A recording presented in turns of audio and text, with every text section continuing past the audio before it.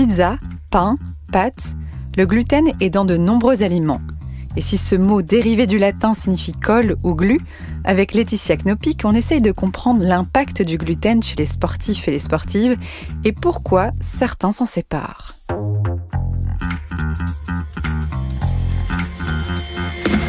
Vous avez une question ? On a la réponse. Vous écoutez Conseil Sport, le podcast bien-être, santé, nutrition de Decathlon. Bonjour Laetitia. Bonjour. Comment vas-tu ? Ça va très bien. Merci de me recevoir une nouvelle fois dans ton cabinet. C'est toujours un plaisir. À Arras, dans le nord de la France.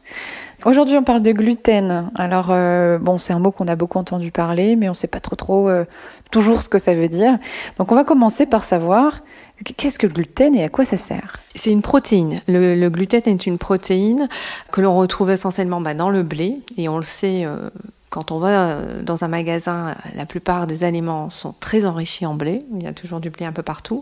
Mais il y en a aussi du gluten dans le seigle, dans l'avoine, dans l'orge. On peut retrouver aussi cette petite molécule. Je pense qu'on s'en rend compte qu'il y en a partout quand on peut plus en manger en fait. C'est ça. Quand on commence à faire la lecture des étiquettes, on s'aperçoit par exemple que même dans la charcuterie, on peut retrouver du blé et donc du gluten parce que finalement en fait ça donne une espèce de liant pour certaines recettes, mais c'est surtout présent pour l'élasticité et la texture de la pâte. Notamment la pâte à pain, le fait que ce soit croustillant, c'est grâce aussi au gluten. Donc, et c'est pour ça que les produits sans gluten, j'ai envie de dire, ils ont une texture plus sèche. Voilà. Ouais.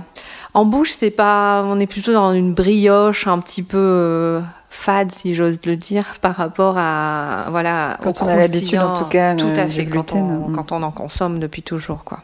Pourquoi certains sportifs et certaines sportives décident d'arrêter le gluten justement ? Est-ce que on en a beaucoup entendu parler avec des tenniswomen qui ont choisi ce genre de régime alimentaire ? Alors en fait, ça déclenche ce qu'on appelle des intolérances. Il y a une réponse immunitaire qui va être présente à cause d'une inflammation. Donc quand je mange du gluten et que je suis intolérant au gluten, je vais avoir une inflammation et tout de suite je vais avoir mon système immunitaire qui va se mettre en route, ce qui va entraîner finalement une perte de ce qu'on appelle les villosités intestinales. C'est des espèces de petites branches qui sont à l'intérieur de l'intestin. Vous voyez pas, mais elle fait des petits gestes avec ses doigts. Tout à fait.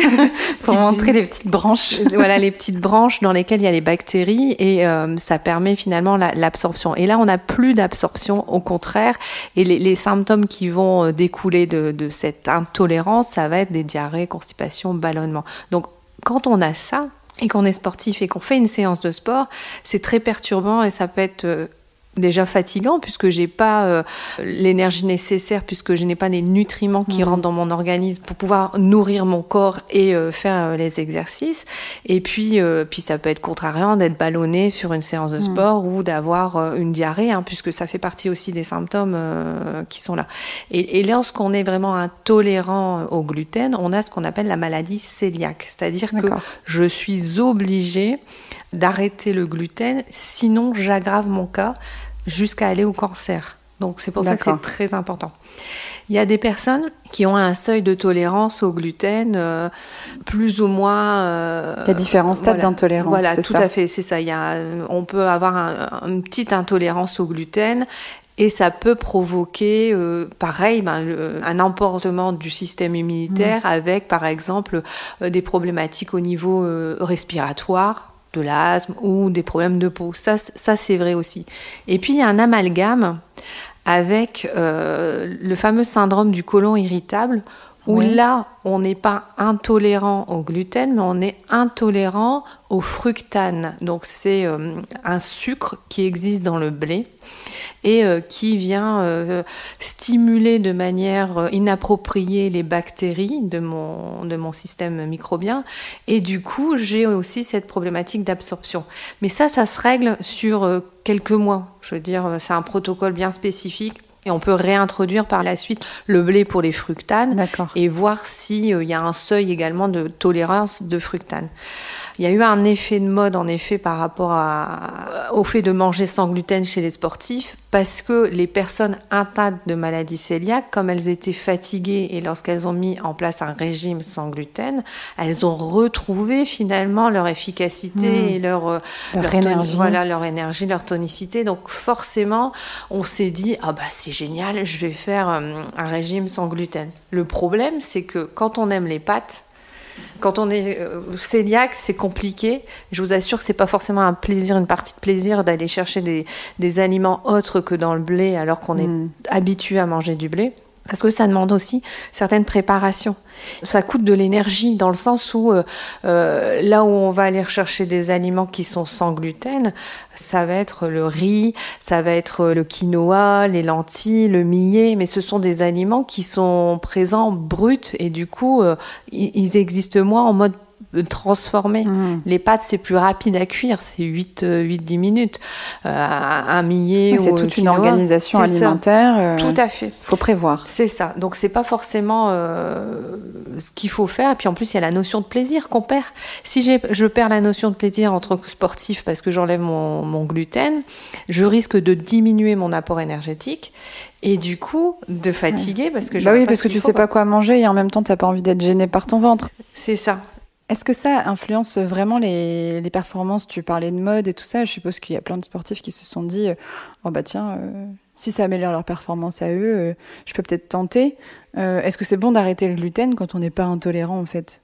Alors, si on a envie de tenter l'expérience, on peut la tenter. La problématique étant il faut que je remplace les aliments qui sont riches en gluten et auxquels on est habitué et j'ai envie de dire facile d'accès, parce que quand on va au restaurant, il y a plus souvent des pâtes ou des frites, et c'est pas forcément des frites sur lesquelles on va se tourner quand on est sportif, que du riz, du quinoa, du millet, ou voilà, ce genre de choses. Donc c'est vrai qu'au niveau de l'accessibilité, c'est un peu plus compliqué quand on n'est pas cœliaque de faire l'aventure du sans gluten pour X ou Y raison. Ce qui fait que comme je perds un petit peu le plaisir de manger, je diminue sans m'en rendre compte mon apport énergétique, alors que mon besoin énergétique est important parce que je fais du sport. Donc ça risque d'avoir une incidence négative sur mes performances si je ne suis pas cœliaque. Quand je suis cœliaque, c'est tout autre parce que c'est vital. T'en as parlé tout à l'heure. Tout à fait, et je vais faire en sorte d'avoir l'énergie nécessaire pour faire ma séance de sport. Mais c'est toute une organisation. C'est vrai qu'au début, c'est compliqué, mais comme la priorité étant dans « je veux rester en vie », mon organisation va être facile à mettre en place, même si au début, ça va être un petit peu bancal. C'est des ajustements. C'est ça. Si je ne le suis pas, cœliaque, et que je fais un test, l'ajustement, il n'est pas de la même manière. Et du coup, on a tendance à être en déficit énergétique par rapport à ses besoins. On va se restreindre parce qu'on ne sait pas trop quoi manger, et pour trouver le confort, en fait, dans son ventre au moment de la pratique. Tout à fait. Donc, du coup, ce n'est pas forcément super top, quoi. Vers quelles céréales? Alors, tu as parlé de céréales, différentes céréales, mais vers quelles céréales on peut se tourner si on veut au moins réduire Alors, oui, tout à fait. On peut partir sur du riz, des pommes de terre, la polenta, qui demande aussi une préparation. C'est du maïs, c'est ça? Ouais, c'est ça. Du millet, du quinoa, des légumineuses. Mais attention aux légumineuses. Si j'en mange en quantité beaucoup plus importante, alors que j'en ai jamais l'habitude, donc tout ce qui est lentilles, pois cassés, etc., comme c'est très riche en fibres, ça peut venir perturber mon transit alors que je cherche un confort digestif. Donc attention aussi à la manière dont on consomme. Après, vous avez des produits finis qui existent, c'est vrai. Vous pouvez prendre par exemple des cracottes à base de sarrasin, de châtaigne, maïs riz, etc. Mais ça ne nourrit pas. Donc on a un risque de pulsion alimentaire derrière. Parce que les cracottes, c'est un petit peu les céréales qui sont un peu soufflées, quoi. Ça sert à quoi alors si ça ne nourrit pas? Ça va juste venir remplacer le pain, mais j'ai envie de dire, si vous n'êtes pas cœliaque, autant manger du pain pour vraiment remplir votre estomac, quoi. Ou alors trouver des flocons de céréales qui existent. On a des flocons de quinoa qui pourraient éventuellement faire le job pour dire de vous caler. Parce que si vous n'êtes pas calé, c'est-à-dire que vous mangez 4-5 cracottes le matin, mais que 2 heures après, vous avez faim, ça va entraîner finalement des pics insuliniques dans le vide. Et puis, voilà, c'est une mauvaise incidence par rapport à ça, quoi. Est-ce que tu as un dernier message autour du gluten ? Si vous n'êtes pas intolérant au gluten et que vous prenez plaisir à manger du blé, continuez à en manger. Le tout, je rappelle quand même que l'alimentation et l'équilibre alimentaire, c'est la variété. Donc oui, il n'est pas nécessaire de manger des pâtes tous les jours, même si certains ados disent les pâtes c'est la vie. Donc vous pouvez. Je suis pas ado, mais je serais presque à le dire. Voilà. Après, c'est vrai que quand on a des intolérances, et si vous avez une problématique digestive, c'est de réfléchir finalement à qu'est-ce qui cause cette problématique digestive, au lieu de tout de suite se dire mon inconfort, au lieu de tout de suite me dire je vais me mettre au régime sans gluten, parce que c'est beaucoup d'efforts, beaucoup d'énergie, beaucoup de, enfin voilà. Se faire accompagner, c'est toujours en fait, se faire diagnostiquer. Tout simplement, c'est la première chose pour pouvoir être sûr de partir dans la bonne direction. Tout à fait. Il y a des marqueurs. C'est jamais anodin de changer ses habitudes alimentaires. Tout à fait. Une prise de sang déjà, et puis après vous allez voir un gastro qui va vous faire forcément des examens complémentaires pour valider ou pas, en tous les cas, la maladie cœliaque, valider ou pas le syndrome du côlon irritable. Parce que c'est pareil, le protocole du syndrome du côlon irritable, et même s'il est court dans une vie, c'est quelques mois, ça reste quand même quelque chose d'embêtant, quoi. Bah oui, de toute façon, socialement, on le sait, dès qu'on doit changer, réfléchir à comment manger, c'est des contraintes. C'est ça, c'est des contraintes, et on a tendance à diminuer son apport énergétique sans s'en rendre compte. Et c'est là c'est la cascade qui commence. C'est ça. Mais c'est vrai que si vous voulez en savoir plus sur le mécanisme, qu'est-ce qui se passe dans le corps lorsqu'on part sur un déficit calorique, vous pouvez écouter l'épisode des mécanismes de la perte de poids qu'on a fait également avec Laetitia. Merci beaucoup Laetitia pour ces informations. On apprend toujours plein de choses avec toi. Tant mieux, c'est le but. À bientôt. À bientôt. Si cet épisode vous a plu, n'hésitez pas à le partager. Et si vous en voulez encore, ajoutez des étoiles sur Spotify et Apple Podcast. Et surtout, laissez-nous un commentaire sur Apple Podcast.